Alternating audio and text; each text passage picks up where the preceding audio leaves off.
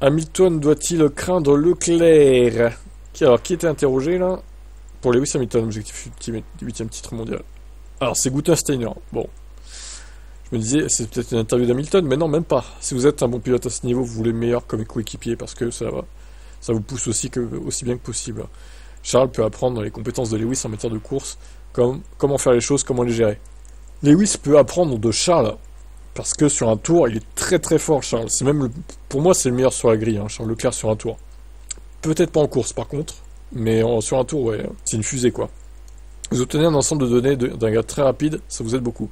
Si tu as un coéquipier lent, sa configuration sera différente, tout sera différent. Si vous avez un coéquipier rapide, vous pouvez simplement vous améliorer. Et ce que Lewis a de son côté, c'est l'expérience de la Formule 1. Il fait très peu d'erreurs. Et s'il en fait, il a fait toujours la main en l'air, fuck it up. What? C'est quoi cette traduction bizarre là? C'est le cas. Alors, au cours des dernières saisons avec la Mercedes, Hamilton ne semblait pas toujours à l'aise, surtout dans les jours où les voitures n'étaient pas compétitives. Steiner trouve cela tout à fait compréhensible. C'est le cas de la plupart des pilotes de ce niveau, surtout avec Lewis qui a remporté 7 championnats. Vous ne pouvez pas vous contenter de marquer que des points. Donc oui, effectivement, il était un peu découragé de jouer 5-6ème place, Lewis. Sur certains GP, ça devait être chiant à vivre, surtout quand t'as eu autant de succès. Mais bon, après, voilà. C'est le cas de beaucoup de pilotes. Hein. Regardez Alonso, qui lui a vécu la plupart de sa carrière hors du top 3.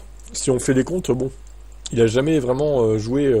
Enfin, il a joué hein, les victoires et tout, mais sur l'ensemble de sa carrière, c'est pas énorme en fait. Les moments où il a joué les victoires. Quand tu regardes Alonso, bon, il a plus passé son temps en milieu de grille, fond de grille que devant, quoi. C'est triste pour lui, hein. C'est pour ça d'ailleurs qu'il a que 2 titres, mais bon. Alors après, j'exagère parce que l'époque Ferrari était pas non plus catastrophique. Il jouait quand même les podiums, mais bon. En face, il y avait une Red Bull, une fusée, quoi. Pas de bol pour lui. Voilà pour ça. On verra ce que ça donne cette association. Moi, je pense qu'ils vont bien s'entendre, ils vont se compléter, etc. Alors oui, en qualif, je pense que Hamilton va souffrir. En course, par contre, je pense que ça sera à peu près jeu égal. Allez, ciao.